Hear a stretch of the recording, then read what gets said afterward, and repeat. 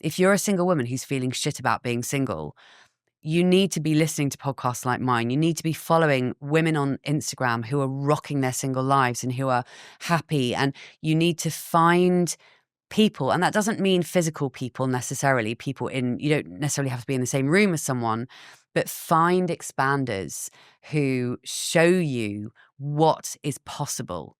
Because if you're single and hating it and you spend your entire life with your married friends with kids, guess what? It's going to make you feel bad. If everybody you're following on Instagram is posting, shots of their partners and kids in matching fucking Christmas pajamas, guess what? You're going to feel like shit about yourself. You've got to take responsibility for feeding your mind with stuff that shows you that being single can be just as good. Yeah. Yeah. I can't say enough about that. Well, that just rolls out across so many different things, doesn't it? Because it's like it's everything. Yeah, you've got to take responsibility for your well-being and take steps wherever you're at in life. And I think I'm very aligned on that belief. And I think I'd love to know, what do you wish your married or partnered up friends understood about being single that you think they don't? That it is more than possible to genuinely be feeling happy and fulfilled and joyful every day. And it's not this lonely existence that people seem to think it is at all. I mean, it is for some people, but for many of us, it's not. So I think even my best friends, probably somewhere in the back of their minds, they still there's an element of doubt. They probably think, I reckon she probably does want to be in a relationship, but she's gone too far now. She feels like she can't go back now. She's gone, do you know what I mean? She's made a career out of it. She's screwed herself over. So I think that more than anything, it's if a single woman tells you that she is happy in her life, believe her. Wow. Because, we believe married people when they say that they're happy. We don't sort of, well, actually. Yeah. Just poke it a little bit. Yeah. Are you sure? Yeah, exactly. But this is the crazy thing. It's actually, when you look at the divorce rate of at least 50%, it makes more sense to ask a married person if, are you really happy? Are you sure?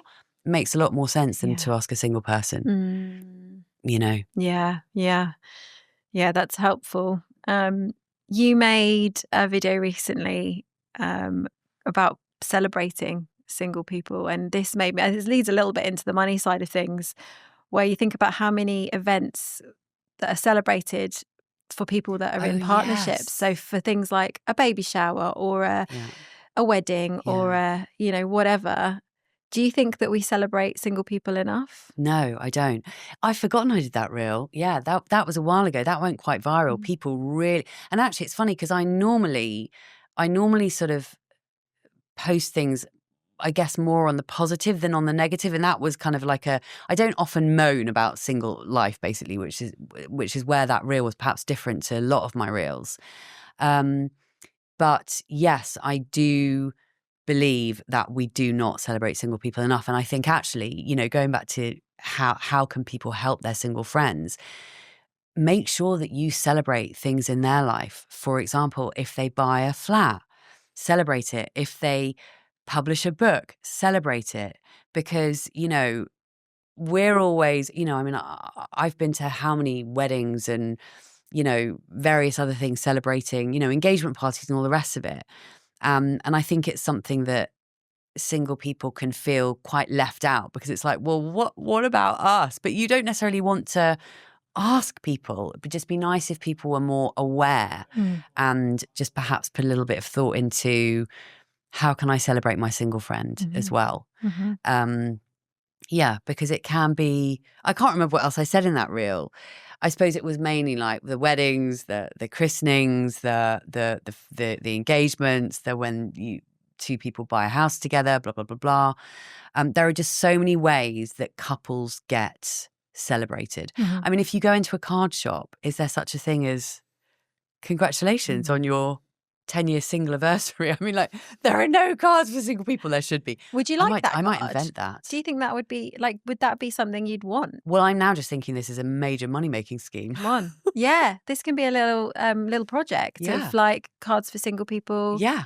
Oh my God, I reckon that, I shouldn't have, we should edit this out. I'm buying that card as soon as you make it. I'm buying it for you. I'm buying the copyright as soon as I walk out of this room. I love it. But you're right. It is a different deal. And I think there are so many milestones that are so wonderful. I think about promotions. I think about, like buying the house, buying the new car, all these things that you just think, yeah, if that was a different situation, if that person was in a partnership, they would have already had all these other celebrations. So I totally agree.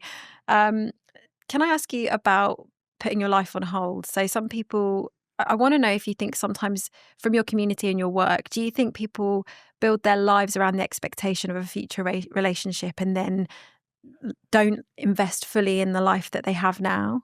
Absolutely, 100%. I've had many conversations about this, messages about this, and it's something I talk about a lot is, single life is not a waiting room. I've heard so many people, anyone who talks about single life has used that term. It's not a waiting room, because it's not.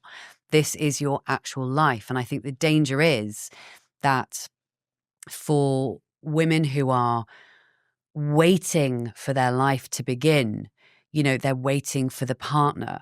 So that, in fact, I remember actually I had a guest on my podcast a while ago called Rebecca Biggie. She's fabulous and she's American. And she was saying how for years she didn't get a dog because she was like, but what if my future boyfriend, doesn't like this breed, or what if we might move to somewhere else? And there were things that she hadn't done because she was waiting.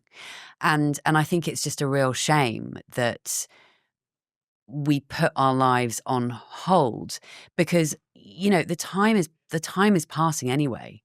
And this is one of my favorite quotes from a poem by Mary Oliver. Tell me, what is it you plan on doing? Tell me, what is it you plan to do with your one wild and precious life? So ask yourself, if you are single, are you living your life now? Are you alive right now? Or are you subconsciously even waiting for someone to come along so that you can properly start it? Because guess what? It's already fucking started. It's already started. And I think there's this fear of like, what if I move here or whatever? I think we put things off just in case. But just don't do that. You've just got to get out there and live. And again, if you are creating a joyful life for yourself, you're far more likely to attract the right person into your life, I completely agree. And ultimately, that's what we should be. The goal shouldn't be when I get my husband and have my children, there's my life. The goal should be, what do I want for my life? What do I want to make my life joyful and fulfilling and meaningful to me? Because again, happiness is an inside job, spoiler alert. We've got to create our own life, and then a partner can be a really happy addition, and kids can be a really happy addition. But we cannot be relying on those things to provide us with happiness, because apart from anything else, yes, of course, when you get into a new relationship, and I know this better than anyone, like I know the amazing, honeymoon period at the beginning of a relationship when you're completely loved up and going to the supermarket is just like the most amazing thing ever. It's just like, woohoo, kind of dancing down the street, doing cartwheels. It's an amazing feling. But guess what? Have you actually done that? I've definitely been, no, I've actually never done cartwheels down the street, but I might on my way back to the tube. But it's like we forget that feeling does not last. No. And also the happiness that we get when we meet a partner can only sustain us for a certain amount of time. We will always come back down to our set point. So however you feel about your life now, guess what? You get a partner that's going to you're going to lift up a little bit for, 6 months, a year, 2 years.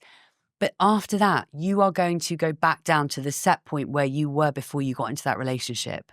And again, can't say it enough, you have to be able to make yourself.